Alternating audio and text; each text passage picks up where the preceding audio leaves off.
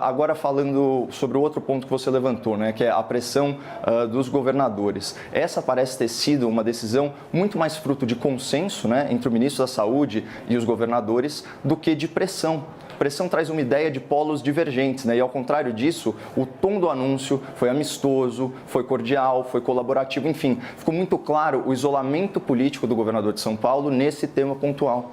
E o que repercutiu nos bastidores, né, que chegou pra gente, é que muitas autoridades qualificaram o comportamento do governador paulista como egoísta, oportunista e a gente também ouviu divisionista. Então, egoísta, óbvio, por ter colocado seus interesses políticos em primeiro plano, oportunista por se valer de uma situação de calamidade pública como palanque pessoal e divisionista por não prestigiar a tal lealdade federativa, né, e a igualdade entre os estados brasileiros e as suas populações. Vamos lembrar que São Paulo se beneficiou de uma questão meramente geográfica. Nesse estado, a sede do Instituto Butantan, fabricante da Coronavac. Se o real desejo do governador era apenas salvar vidas, né, antecipando ao máximo o início da vacinação, ele não precisaria ter orquestrado aí um espetáculo midiático com direito à coletiva de imprensa e até uniforme especial. Bastaria que os agentes de saúde vacinassem os cidadãos sem grande alarde. Então, percebam a oportunidade de ouro que o nosso país perdeu. Um momento que poderia, aliás, um momento que deveria ser de união nacional, de superação de divergências menores,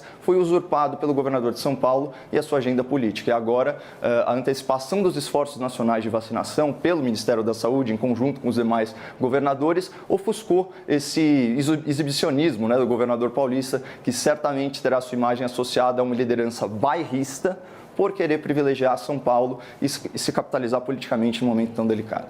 É lamentável assistir aí uma autoridade pública literalmente furando a fila e reivindicando para si o mérito exclusivo por uma conquista que é coletiva, né? E como eu já disse, fazendo isso de forma midiática, espetaculosa. Então, na contramão dessa politicagem toda, eu prefiro participar do debate público, trazendo considerações de natureza técnica e científica sobre esse início da vacinação aqui no Brasil, e para isso a gente pode elencar alguns fatos, né? Primeiro fato, a Coronavac do laboratório Sinovac, em parceria com o renomado Instituto Butantan, é uma vacina que requer a aplicação de 2 doses para obtenção de 50% de eficácia, que, aliás, é a taxa mínima exigida pela OMS. O que isso significa, Carla? Que embora a paciente, né, que a gente está vendo aí, ela tenha sido vacinada, ela não pode ser considerada imunizada até que ela receba a segunda injeção, só daqui 2 ou 3 semanas. Já outra vacina do laboratório AstraZeneca, da Universidade de Oxford, em parceria com a Fundação Oswaldo Cruz, ela requer apenas uma injeção para obtenção de 70% de eficácia. Portanto, é muito provável que a primeira pessoa efetivamente imunizada contra a Covid-19 seja aquela inoculada com a vacina da Fiocruz AstraZeneca e não essa senhora que recebeu ontem a primeira dose da vacina Sinovac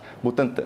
Um segundo fato, do ponto de vista sanitário, o fator decisivo para o sucesso ou para o fracasso, né, de um programa nacional de vacinação é o percentual de imunizados em relação à população geral, ou seja, começar a vacinação um pouco antes ou um pouco depois é menos importante do que a quantidade de pessoas que são vacinadas. E nesse sentido, o Brasil tem uma enorme vantagem aí de médio prazo que se aplica a ambos os casos, do Butantan e da Fiocruz, que é a capacidade de produzir as vacinas por conta própria, já que as negociações, né, com os laboratórios, elas contemplaram toda a transferência de tecnologia, o que faz o nosso país caminhar aí na direção da autossuficiência contra a Covid-19. E outro ponto, se a gente considerar que a partir de hoje, brasileiros de todos os estados da federação já estão sendo vacinados, o pioneirismo paulista, né, de vacinar a primeira pessoa com algumas horas de antecedência, ele se torna absolutamente irrelevante. E um terceiro fato, é inegável o esforço intelectual, o esforço científico empenhado na produção dessas vacinas,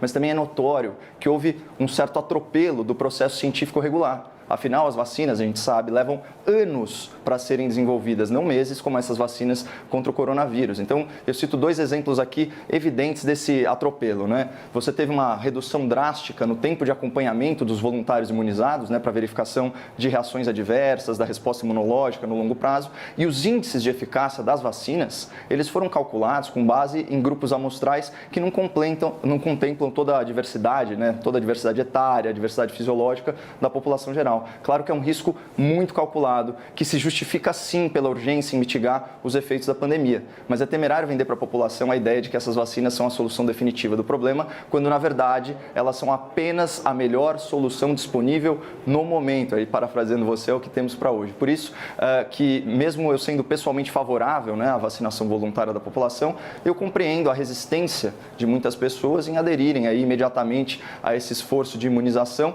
e eu também considero legítima a preferência de muitos cidadãos pelo imunizante da AstraZeneca, Oxford, Fiocruz, que com apenas uma dose supera a eficácia média das 2 doses da vacina Sinovac Butantan. De qualquer forma, o início da vacinação nacional, 2 dias antes do planejado pelo Ministério da Saúde, é uma notícia auspiciosa que deve ser celebrada sem paixão política e que traz a esperança de dias muito melhores em 2021, e graças a Deus esse dia chegou. Agora, só para não deixar solto, falando da batalha, da disputa política, né? Qualquer eventual ganho político do governador paulista nessa questão da vacina Sinovac Butantan pode facilmente se diluir em 2 fatos que eu já mencionei, né? Então, primeiro, a vacina da AstraZeneca Fiocruz, ela é mais eficaz, né? requer uma dose a menos. Segundo, a antecipação do esforço nacional de vacinação pelo Ministério da Saúde ofuscou o pioneirismo de São Paulo na aplicação da vacina, acabou sendo aí de poucas horas.